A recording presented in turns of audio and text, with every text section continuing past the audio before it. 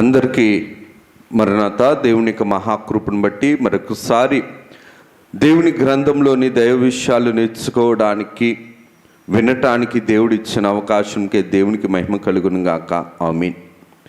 దినవృత్తాంతాలు 2వ గ్రంథము 22వ అధ్యాయము 2వ వచనంలో ఒక వ్యక్తిని గురించి మనం ధ్యానించుకుందాం. అహజ్యా ఏలనారంభించినప్పుడు 42 ఏండ్ల వాడై యెరూషలేములో 1 సంవత్సరము ఏలెను. అతని తల్లి ఓమ్రి కుమార్తె, ఆమె పేరు అతల్యా. ప్రార్థన చేసుకుందారు. సర్వకృపానిధి దయగలిగిన తండ్రి, మీకు వందనాలయ్యా. కొద్ది వారము దీవించుము, నడిపించుము, ప్రేమించుము. నీ మాటను మాకు అందించుము, నీ మాటను మాకు వినిపించుము. నాయనా, మా ఆత్మీయ జీవితంలోనూ మా యొక్క భౌతికమైన లోకము ఎదుట నీ జీవితంలోనూ మేము అతల్య వలె ఉండకుండానట్లు పరిశుద్ధాత్మ తండ్రి గారి ఆత్మవశం కలిగి ఉండులాగున మీరే మాతో మాట్లాడండి. నీ కార్యములను మాకు వినిపించండి, నీ చిత్తమును మాకు నేర్పించండి. నాయనా, నీవు పరలోకపు బోధను బోధించే దేవుడవు. పరలోకానికి పనికొచ్చు బుద్ధిని మా యొక్క ఆత్మీయ జీవితానికి మీరే అందించి మీరు మహిమను, మీరు ఘనతను, మీరు కీర్తిని, ప్రభావములను పొందుమని మహిమనాథుడగు యేసు నామమున అడుగుచున్నాం తండ్రి. ఆమేన్. త్రిత్వదేవుని దీవెన ఆశీర్వాదములు, మేలులు, ఉపకారములు, తలంపులు, తలాంతులు, ధన్యతలు ప్రభువు నిండుగా మెండుగా మనెల్లరికి అందింపచేసి ప్రభువు మహిమ పొందును గాక. ఆమేన్. దేవుని యొక్క విశ్వాస జీవితంలో దేవునికి మాటకు లోబడవలసిన వారముగా ఉన్నాం. దేవుని క్రమానికి లోబడాల్సిన వారముగా ఉన్నాం. దేవుని యొక్క దైవికమైన కుటుంబంలో మనం పెరగవలసిన వారమై ఉన్నాం. బైబిల్ గ్రంథములో ఈ అతల్య గురించి మనం నేర్చుకుంటే గనక ఇలాగైతే ఏ తల్లి కూడా ఉండకూడదు అని అనుకుంటాం. ఇలాగైతే ఏ తల్లి కూడా మన ఇంట్లో ఉండకూడదు, మనతో ఉండకూడదు అని అనుకుంటాం. ఒక తల్లి బిడ్డలను ఎలాగైతే పెంచకూడదో, ఒక తల్లి ఏ కుటుంబంలో ఎలాగైతే పెరగకూడదో, ఒక తల్లి ఏ బుద్ధినైతే బిడ్డలకు నేర్పించకూడదో అటువంటి ప్రవర్తన కలిగిన స్త్రీ అతల్య. ఈ అతల్య బైబిల్ గ్రంథంలో బహు భయంకరమైన క్రూరత్వము కలిగిన, దేవుని కార్యమునకు, దేవుని రాజ్యమునకు, దైవ సంబంధమైన తలంపులకు సంపూర్ణంగా వ్యతిరేకంగా బ్రతికిన స్త్రీ ఒక తల్లి కూడా ఈ అతల్య. అతల్య అనగా అర్థము యెహోవా గొప్పవాడు. నిజంగా మంచి పేరు పెట్టుకుందేమో కానీ మంచి బుద్ధి అయితే లేదు. మంచి బుద్ధి లేకపోవటాన్ని బట్టి చెడ్డ తల్లిగా బైబిల్ గ్రంథంలో రుజువయ్యింది. చెడ్డ తల్లిగా చరిత్రలో కూడా రుజువుగానే ఉంటుంది. ఈ అతల్య అను మాటకు యెహోవా గొప్పవాడు కారణం ఏంటనిసరంటే, దేవుడు ఏ మనిషికైనా సరే, ఏ స్త్రీకైనా సరే దేవుడు ఉన్నతమైన దీవెనలు ఇస్తాడు, ఉన్నతమైన ఆశీర్వాదములు ఇస్తాడు. ఉన్నతమైన స్థానంలో ఉంచటానికే దేవుని యొక్క ప్రేమ ఎప్పుడూ కూడా ఉచితముగా పనిచేస్తుంది. కానీ పాపము ఆ ఉన్నతమైన స్థానము నుంచి, పాప సంబంధమైన జీవితము ఉన్నతమైన కార్యము నుంచి దూరము చేస్తుంది. చదవబడిన వాక్యంలో జాగ్రత్తగా మనం గమనిస్తే గనక ఇక్కడ ఒక మాట కనబడుతుంది. ఎవరు? తల్లి అహజ్యా. దేవుని యొక్క వాక్య ప్రకారం గమనిస్తే గనక ఈ అతల్య గురించి రాజుల గ్రంథంలోను, దినవృత్తాంతాల గ్రంథంలోను మనం చూస్తాం. ఈవిడ ఒక కుమార్తె, ఒకరికి కుమార్తె, ఒకరికి భార్య, ఒకరికి సహోదరి. ఇవన్నీ కూడా బైబిల్ గ్రంథంలో మనం చూస్తాం. దేవుని యొక్క వాక్య ప్రకారం మనం చూడగలిగితే గనక దేవుడు ఏర్పరచుకున్న రాజ్యము దావీదు గారి రాజ్యం. దావీదు గారి తర్వాత సొలొమోను గారు, సొలొమోను గారి కాలము తర్వాత రాజ్యము 2 భాగాలుగా అయిపోయింది. ఒక భాగమేమో ఇశ్రాయేలు రాజ్యం, రెండవ రాజ్యమేమో యూదా రాజ్యం. ఇశ్రాయేలు రాజ్యంలో కుమార్తె ఈవిడి, అనగా ఆహాబుకు పుట్టిన కుమార్తె. ఆహాబు ఎవరు? యెజబెల్ యొక్క భర్త. ఏ యెజబెలు స్త్రీ అయితే ఉన్నదో, ఏ పాపపు కుటుంబంలో, శాపపు కుటుంబంలో, విగ్రహారాధన కుటుంబంలో, భయంకరమైన క్రూరత్వం కలిగిన కుటుంబంలో పెరిగిన కుమార్తె అతల్య. దేవుని యొక్క వాక్య ప్రకారం జాగ్రత్తగా గమనిస్తే కనుక అతల్య భర్త పేరు ఒకటే, అతల్య యొక్క సహోదరుడి పేరు కూడా ఒకటే. కారణం ఏంటనిస్తానంటే, భక్తి జీవితం లేనప్పుడు భక్తి లేని కుటుంబం ఎలాగ పతనమైపోతుంది, భక్తి లేనప్పుడు భక్తిహీనత కుటుంబంలోనికి పిల్లల్ని ఎలాగిస్తామన్నది అతల్య జీవితాన్ని బట్టి మనం చూడగలుగుతాం. అతల్య అని పేరు అర్థము యెహోవా గొప్పవాడు. నిజంగా ఇశ్రాయేల్ రాజ్యంలో రాజకుమారిగా బ్రతికింది అతల్య. యూదా రాజ్యంలోనేమో కోడలుగా ఒక రాజుకు వెళ్ళింది అతల్య. వాక్య ప్రకారం చూస్తే కనుక ఓమ్రి గారి తర్వాత ఆహాబు గారి తర్వాత యెహోరాము అనే వ్యక్తి వస్తారు. అనగా ఆహాబు గారికి పుట్టిన కుమారుడు యెహోరాము. జాగ్రత్తగా వినండి, ఆహాబు గారికి పుట్టిన కుమారుడు యెహోరాము. అలాగున్నే అతల్య చేసుకున్న భర్త పేరు కూడా యెహోరాము. వాక్య ప్రకారం ఇంకా స్పష్టంగా మనకి చూడాలి అనిసనంటే, రాజుల 2వ గ్రంథము 8వ అధ్యాయము 16వ వచనం.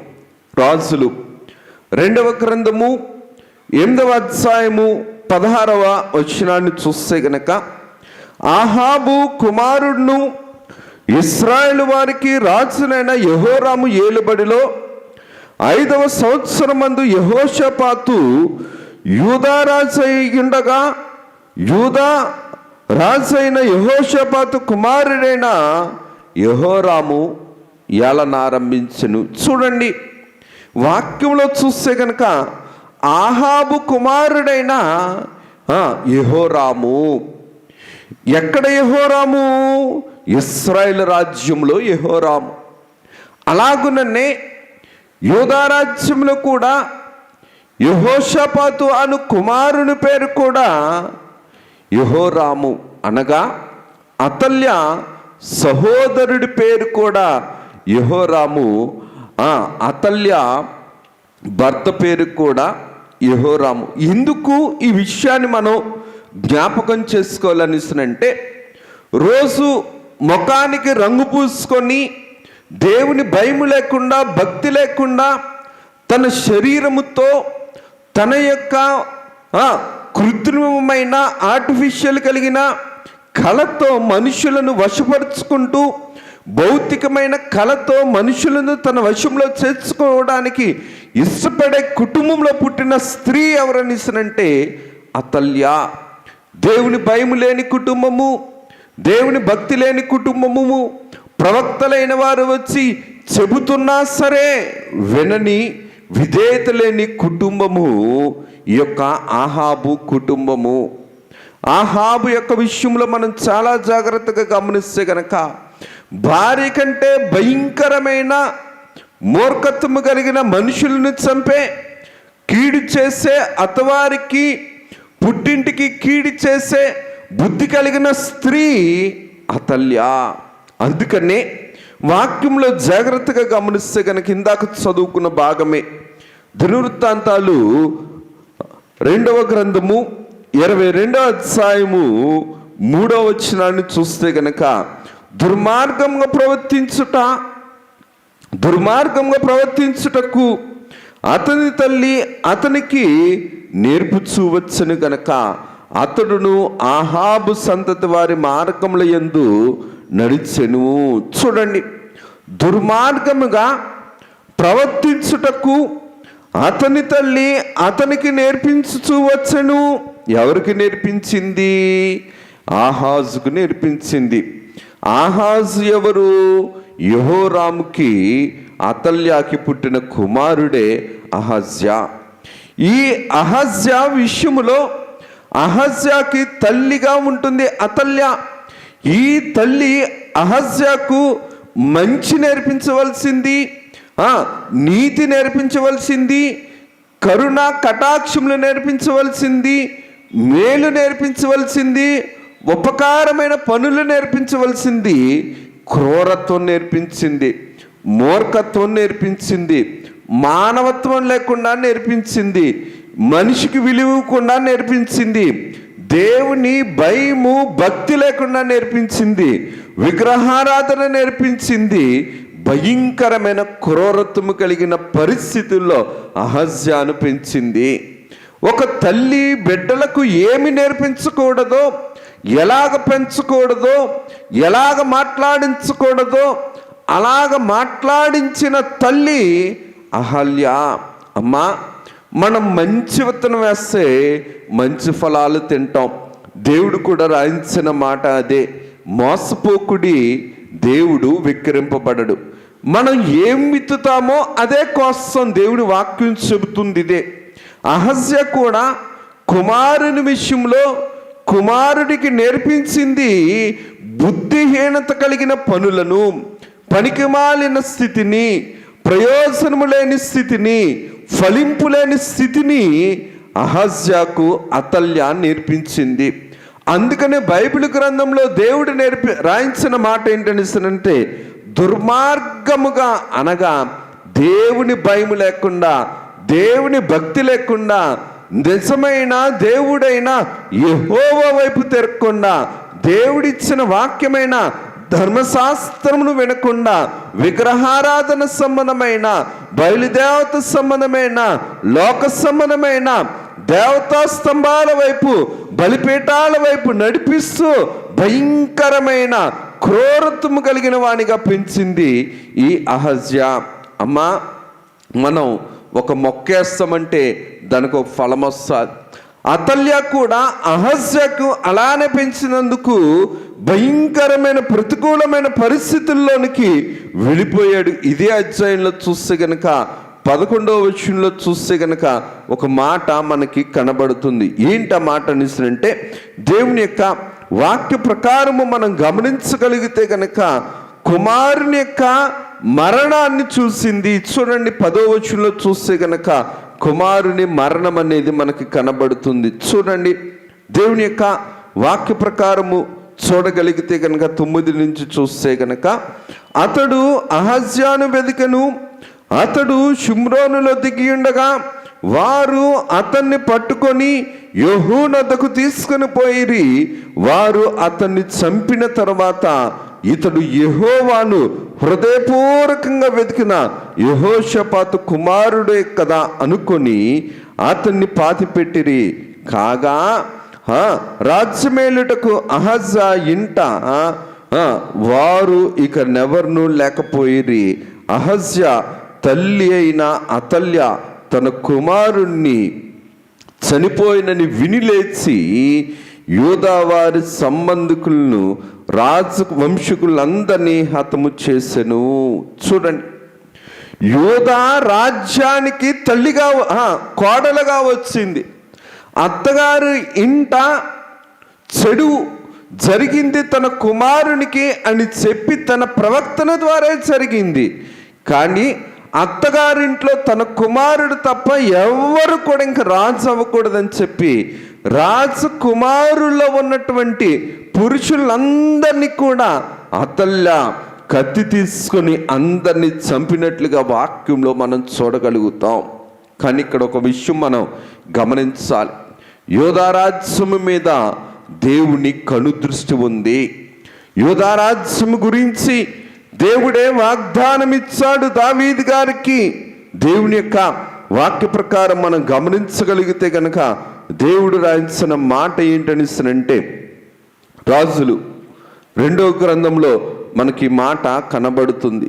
ఏంటి ఆ మాట అనిస్తానంటే, రాజులు 2వ గ్రంథంలో 11వ అధ్యాయంలో చూస్తే కనుక దేవుడు రాయించిన మాటను జాగ్రత్తగా మనం చూడగలుగుతాం. ఎందుకు ఈ మాటను నేను జ్ఞాపకం చేస్తున్నాను అనిసరంటే, దేవుడు మాటిచ్చిన వాడు.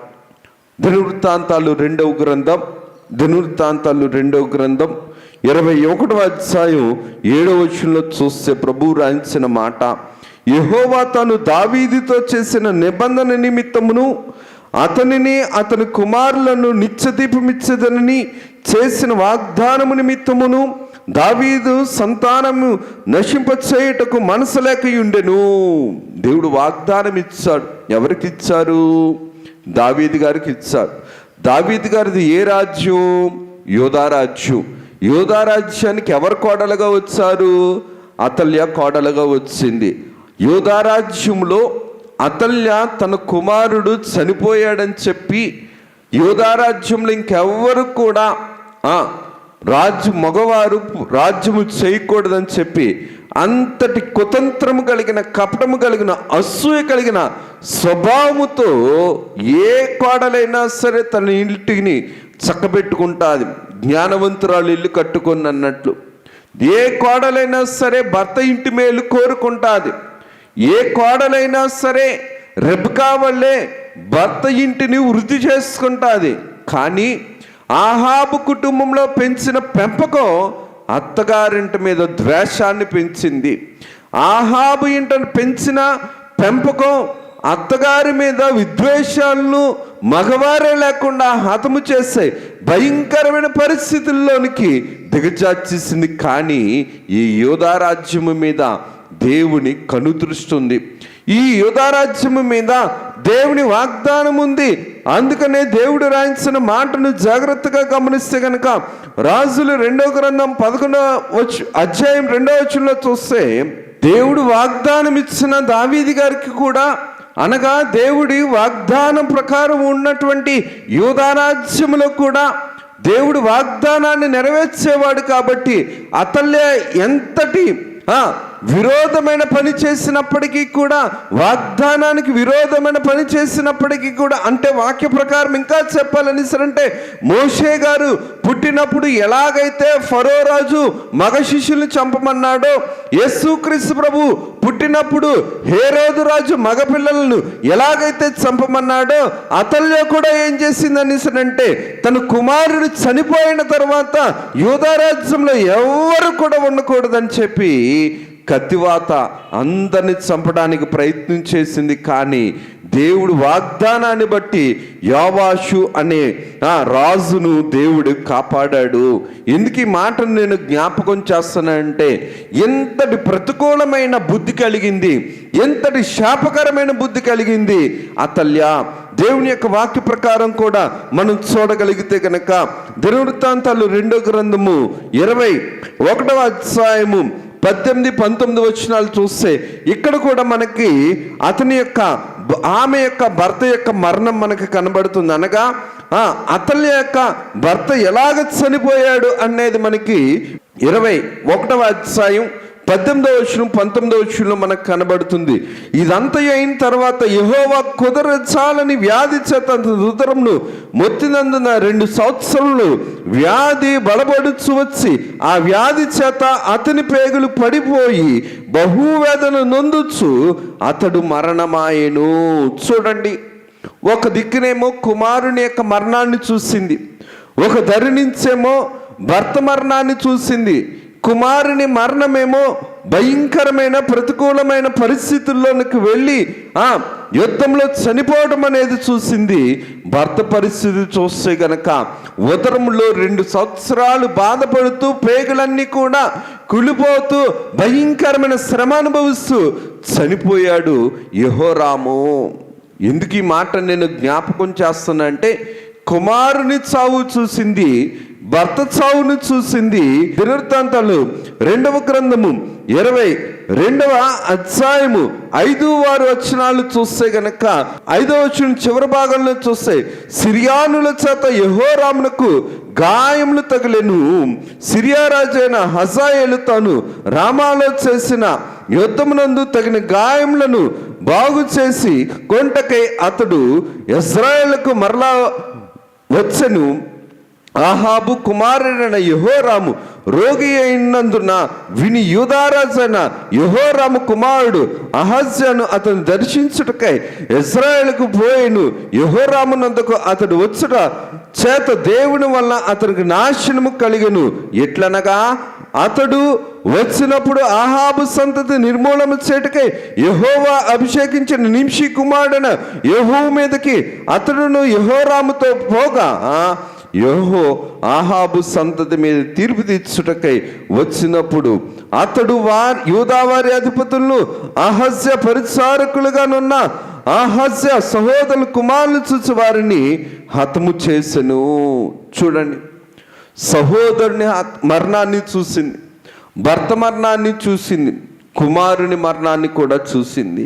ఎందుకు ఈ మాటను నేను జ్ఞాపకం చేస్తానంటే, దేవుని యొక్క వాక్యానికి వ్యతిరేకంగా బ్రతికిన కుటుంబము అతల్య. ఎటువంటి కుటుంబంలో బ్రతికింది అనేసరంటే, రాజులు 2వ గ్రంథము 9:22 ఒక మాట ఉంటుంది.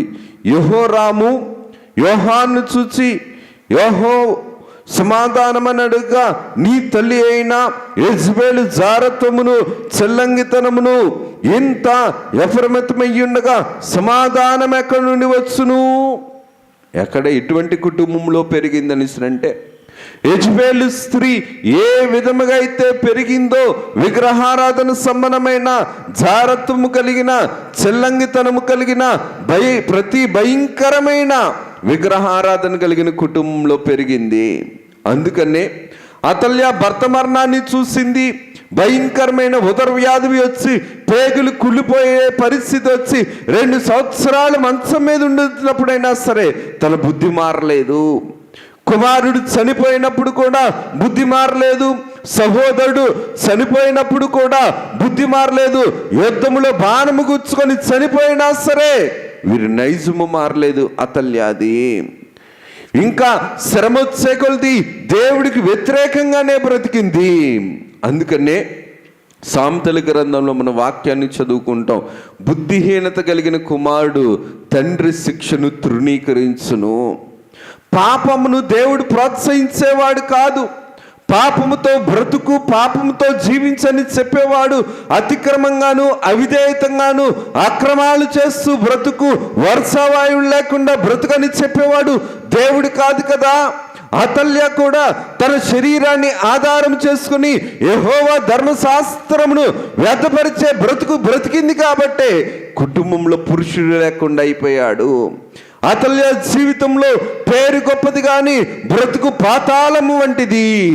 పాతాళ సంబంధమైన పాప బుద్ధితో పాపాన్ని వృద్ధి చేసుకుంది కాబట్టే భయంకరమైన ప్రతికూల పరిస్థితుల్లోనికి తన అత్తవారింటిని, తన యొక్క పుట్టింటి వారిని కూడా దిగజార్చేసింది.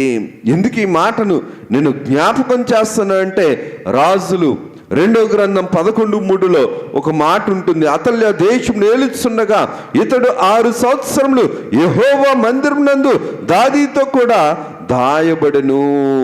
ఎందుకు ఈ మాట నేను జ్ఞాపకం చేస్తానంటే, యెహోవాషు గారిని దేవుడు ఏర్పాటులో ఉంచుకున్నాడు.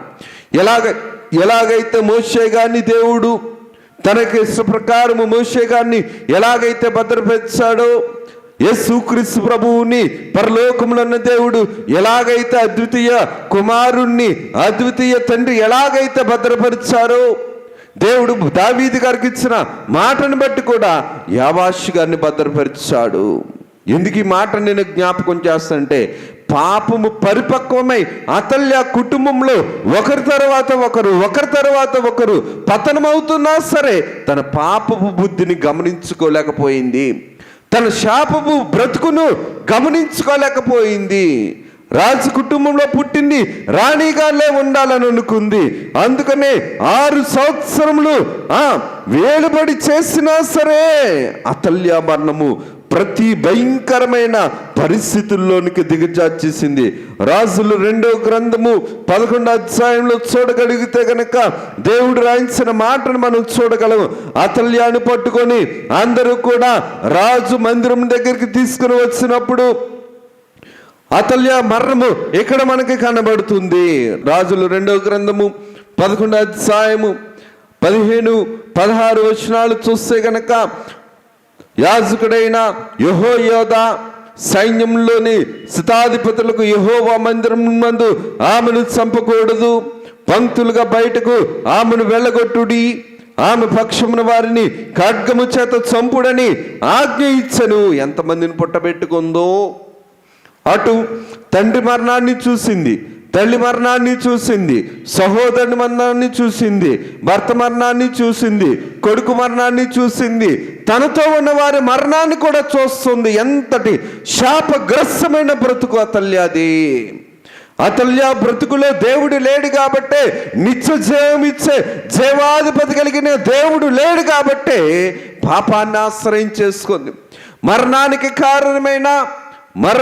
మార్గమైన పాపాన్ని ఆధారం చేసుకుంది కాబట్టి అతల్య జీవితంలో ఎన్ని మరణాలను చూస్తున్నా సరే పరిశుద్ధుడైన దేవుణ్ణి తెలుసుకోలేకపోయింది. తండ్రిగా రాసిన మాట అదే, పాపము పరమాత్ముణ్ణి మరుగు చేసెను. పాపము పరమాత్ముని మరుగు చేసింది. అలాగే దేవుని భయం లేకుండా, దేవుని భక్తి లేకుండా, విశ్వాసం లేకుండా, యథార్థమైన మార్గం ఏంటో, నీతికరమైన మార్గము ఏదో విచక్షణ జ్ఞానము లేకుండా బ్రతికింది అతల్య. పుట్టింటికి కీడే చేసింది, అత్తింటికి కీడే చేసింది, తను ఎక్కడున్నా సరే కీడే చేసింది.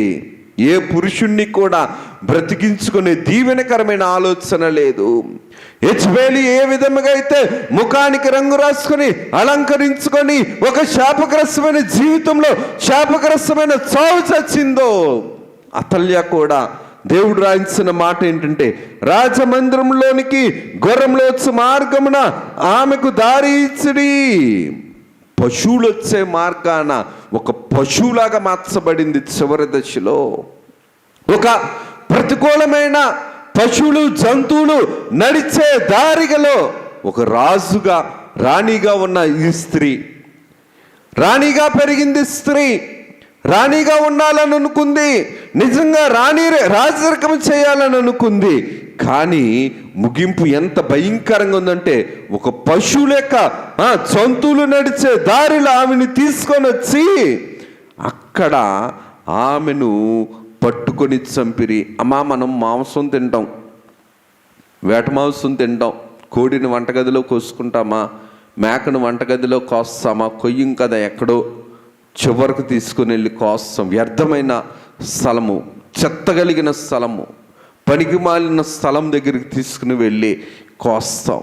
ఆవిడ చావు ఎక్కడ మరణించింది, ఎంత శాపగ్రస్తమైన చావు అనేసినంటే, జంతువులు ఉండే చోట, జంతువులు సంచరించే చోట, జంతువులు వలె దేవుని దృష్టిలో అంతటి పాప ఫలితం ఆవిడని దిగజార్చేసింది.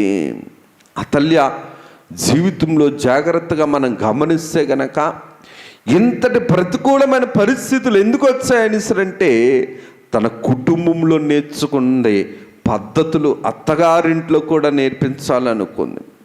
తన కుటుంబంలో నేర్చుకున్న పద్ధతులు అత్తగారింట్లో కూడా జరగాలని అనుకుంది. కానీ అత్తగారి రాజ్యం దేవుని కనుదృష్టి కలిగిన రాజ్యం, దేవుని వాగ్దానం ఉన్న రాజ్యం. దేవుడు దీపము ఆరిపోకుండా తన హస్తాలతో భద్రపరుస్తున్న రాజ్యం. నిన్ను కాపాడువాడు కునుకడు, నిద్రపోడు అంటూ భద్రపరుస్తున్న రాజ్యం.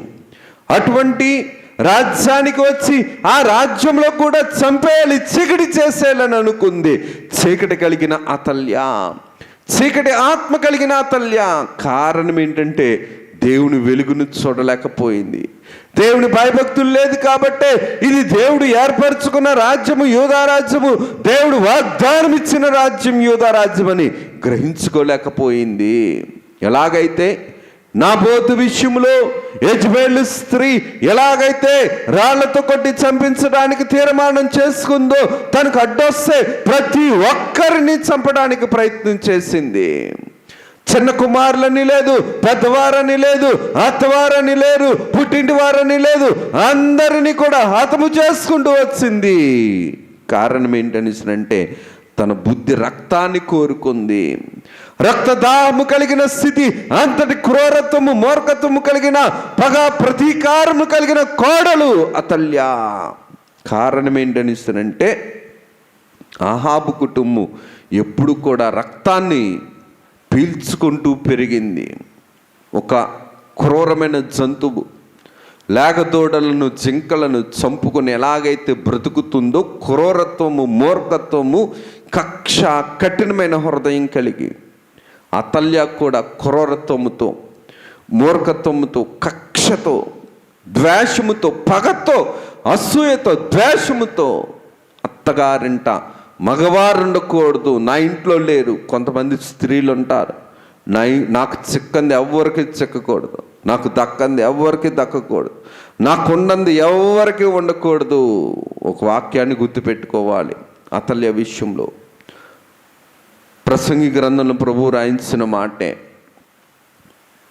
కార్య ప్రారంభం కంటే కార్యము ముగింపు గొప్పగా ఉండాలి. రాజు కుటుంబంలో పుట్టిందేమో కానీ అతల్య ఒక పశువులాగా చనిపోయింది, పశువుల స్థలంలో చనిపోయింది. ఎన్ని మరణాలు చూసినా బుద్ధి మారలేదు, ఎన్ని జబ్బులు చూసినా బుద్ధి మారలేదు, ఎన్ని ప్రతికూలతలు వచ్చినా బుద్ధి మారలేదు. ఎంత ఆవేదనకరమైన పరిస్థితులు తన ఇంటిలో, తన ఒంటిలోనికి వచ్చినా సరే, తన దాంపత్యంలోనికి వచ్చినా, తన బిడ్డల మీదకి వచ్చినా సరే బుద్ధి మారలేదు. తండ్రి గారు కూడా రక్షణ పద్యాల్లో రాసింది అదే. అన్నీ ఉన్నప్పుడన్నా తెలుసుకోవాలంట దేవుణ్ణి, ఏమీ లేనప్పుడన్నా తెలుసుకోవాలంట, కనీసం అనారోగ్యంగా ఉన్నప్పుడన్నా తెలుసుకోవాలి, కలిమున్నప్పుడన్నా తెలుసుకోవాలి, ఏమీ లేనప్పుడన్నా తెలుసుకోవాలి, చివరికి మరణ పడక మీద ఉన్నప్పుడన్నా తెలుసుకోవాలి దేవుణ్ణి. అప్పుడు కూడా తెలుసుకోకపోతే, చనిపోయేటానికి కూడా దేవుణ్ణి తెలుసుకోకపోతే నైజ బుద్ధి నరకానికి నడిపిస్తుందని రాసుకొని వచ్చారు అయ్యగారు. నైజ బుద్ధి ఎక్కడికి దించేసింది? పశువుల యొక్క ప్రతికూలమైన పరిస్థితుల్లోనికి, ఆ స్థలాల్లోనికి దిగజార్చేసింది అతల్య యొక్క స్థితి. ఈరోజు మనం ఒక తల్లిగా ఉండొచ్చు, ఒక చెల్లిగా ఉండొచ్చు, ఒక కోడలుగా ఉండొచ్చు, ఒక భార్యగా ఉండొచ్చు, ఒక సహోదరిగా ఉండొచ్చు. మనం ఎవరి క్షేమం కోరుకుంటున్నాం? మనం ఎవరి పట్ల బాధ్యతగా ఉంటున్నాం? దేవుని పట్ల భయం కలిగి, భక్తి కలిగి, విశ్వాసం కలిగి, నీతి కలిగి, విధేయత కలిగి, విశ్వాసం కలిగి నిజమైన దేవుడిని తెలుసుకొని మనం బ్రతుకుతున్నామా? లేదంటే కనుక మనుషులు కోరుకుంటున్న, మనుషులు కనపరుస్తున్న, మనుషుల్లో ఉన్నతమైన స్థితిలో ఉన్నట్టు దేవుళ్ళని చెప్పుకుంటున్న వారిని మనం తెలుసుకుంటున్నామా? వారి పద్ధతులు తెలుసుకుంటున్నామా? వారి ఆచారాలను తెలుసుకుంటున్నామా? అతల్య తన ఇంటిలో ముఖానికి రంగేసుకోవడం నేర్చుకుంది. అతల్య మేకప్ వేసుకోవడం, సింగారించుకోవడం నేర్చుకుంది. అతల్య భర్తను తన స్వాధీనంలో ఉంచుకోవడం నేర్చుకుంది. కానీ ప్రభు అంటాడు, భార్యకి కిరీటము భర్త, భర్తకు కిరీటము దేవుడు. భర్తను తన స్వాధీనంలో చెప్పు చేతల్లో ఉంచుకోవడం అనేసరంటే దేవుడి చెప్పు చేతల్లో కాదు. ఆ స్త్రీ ఉండేది, దేవుడే తన చెప్పు చేతల్లో ఉండాలని ఒప్పుకునేది. కానీ దేవుడు వాక్యం చెబుతుంది, నువ్వు మందిరంలోనికి వెళ్ళినప్పుడు నేను ప్రవక్తనంతటి మీద నీ దేవుడని యెహోవా యొక్క అధికారాన్ని నీవు ఒప్పుకో. దేవుడి అధికారాన్ని ఒప్పుకోలేదు కాబట్టి అతల్య పాతాళ సంబంధమైన మరణానికి దిగజారిపోయింది. మనం మన యొక్క విశ్వాస జీవితంలో, మన యొక్క కార్యక్రమంలో, మన కుటుంబ జీవితంలో, భక్తి జీవితంలో, ప్రార్థనా జీవితంలో, మోకాళ్ళ ప్రార్థన జీవితంలో, దేవుడి మందిరంలో సంచరించు ప్రార్థనా జీవితంలో ఎట్లాగుంటున్నాం, ఎవరితో ఉంటున్నాం, ఏ అధికారాన్ని ఒప్పుకుంటున్నాం, మనకు గ్రహించుకోవలసిన వారమైన దుర్మార్గతను నేర్పించే వారముగా ఉండకూడదు. దుర్మార్గతను నేర్చుకునే వారముగా, చేర్చుకునే వారముగా మనం ఉంటే కనుక మన యొక్క బ్రతుకు కూడా అతల్య అలాగా అయిపోతుందేమో. కానీ ప్రభువు అంటాడు, నువ్వు శోధనలోనికి ప్రవేశింపకున్నట్లు మెలకువగా ఉండి ప్రార్థన చేసుకో. ఎందుకు ఈ మాట నేను జ్ఞాపకం చేస్తున్నానని అంటే, అతల్య జీవితము తలక్రిందులైపోయింది. పాతాళపు బుద్ధితో, పాపపు బుద్ధితో పతనమైపోయింది. చివరకు ఒక శాపగ్రస్తమైన కోడలుగా, శాపగ్రస్తమైన తల్లిగా, శాపగ్రస్తమైన కుమార్తెగా, శాపగ్రస్తమైన సహోదరిగా బైబిల్ గ్రంథంలో ఉండిపోయింది. ఇటువంటి దీవెనలు మనకొద్దు, ఇటువంటి స్థానాలు మనకొద్దు, ఇటువంటి స్థితి మన కుటుంబంలోనూ, మన ఇంటిలో, మన ఒంటిలో జరగకూడదు, మనం పోషించుకోకూడదు. అట్టి దీవెనలు, అట్టి ఆశీర్వాదాలు ప్రభు మనకి నిండుగా మెండుగా అమర్చి అతల్య బుద్ధులు, అతల్య ఆలోచనలు, అతల్య పెంపకాలు మన ఒంటిలో మన కుటుంబంలో ఉండకుండా ప్రభువు నడిపించుకొని ప్రభు పోషణతో, పరలోకపు బుద్ధితో, పరలోకపు స్థితితో, పరలోకపు ఆలోచనలతో మన కుటుంబాలను దైవికమైన అంగీకారమగు కుటుంబాలుగా, దైవికమైన యోగ్యత కలిగిన కుటుంబాలుగా, భయభక్తులు కలిగిన కుటుంబాలుగా, ఒక తల్లిగా, ఒక భార్యగా, ఒక సహోదరిగా, ఒక నిజమైన స్త్రీగా, భయభక్తులు కలిగిన దైవ స్త్రీగా మనం పెంచుకొని, పోషించుకొని, నడిపించుకొని దేవునికి మహిమ కలిగిద్దుము గాక. ఆ మంచిని ప్రార్థన చేసుకుందా. సర్వకృపానిధి దయగలిగిన తండ్రి, మీ ఘనమైన నామమును కొందనాలు, స్తుతులు, స్తోత్రాలయ్యా. దీవించండి, ఆశీర్వదించండి, కనికరించండి, ప్రేమించండి, వర్ధలింపచేయండి. నీ కాపుదల్లో బలపరుచుకునండి, మీ కౌగిట భద్రపరుచుకునండి. నైనా అతల్య వంటి బుద్ధులు, అతల్య వంటి పోషణలు, అతల్య వంటి పెంపకాలు, అతల్య వంటి నేర్పేతనం మాలో లేకుండా నీవే నీ కార్యమును జరిగించు నాయన. నీ యొక్క నేర్పరితనముతో మమ్ములను నాయన నీవే నిలబెట్టండి. నీ కార్యములను నువ్వు జరిగించుకొనండి, మీ కౌగిట భద్రపరుచుకొనండి అయ్యా.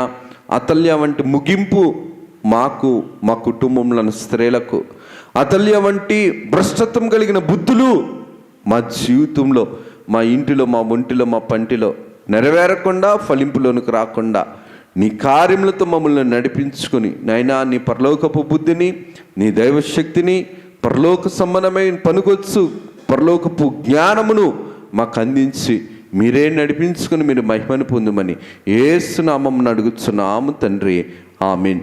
త్రిత్వ దేవుని దీవెనాశీర్వాదములు, మేలులు, ఉపకారములు, తలంపులు, తలాంతులు, ధన్యతలు, శుభాలు, జయాలు ప్రభు మనెల్లరికీ నిండుగా మెండుగా అనుగ్రహింపజేస్తూ సమస్త అపకారాలు, సమస్త హానులు, సమస్త అనారోగ్యాల నుంచి తప్పించి ప్రభు తను తాను రుజువుపరుచుకుని ప్రభువు మహిమ పొందును గాక. ఆమేన్. అందరికీ మరణాత.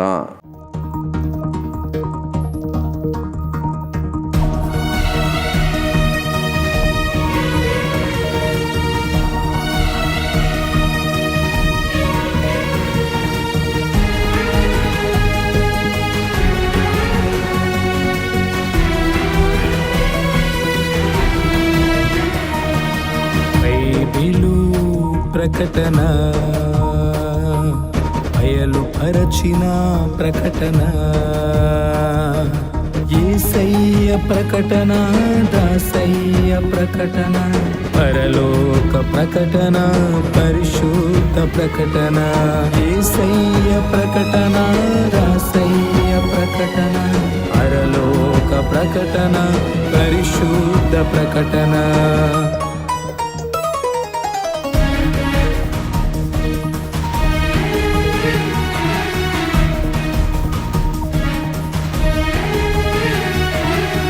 ప్రకటన, బైబిలు ప్రకటన, అయలు పరచిన ప్రకటన, విమలాత్మ ప్రకటన, విజయాత్మ ప్రకటన, విశ్వాసికి ప్రకటన, విజ్ఞాపన ప్రకటన, విమలాత్మ ప్రకటన, విజయాత్మ ప్రకటన, విశ్వాసికి ప్రకటన, విజ్ఞాపన ప్రకటన. ప్రకటన, బైబిలు ప్రకటన, బయలు పరచిన ప్రకటన.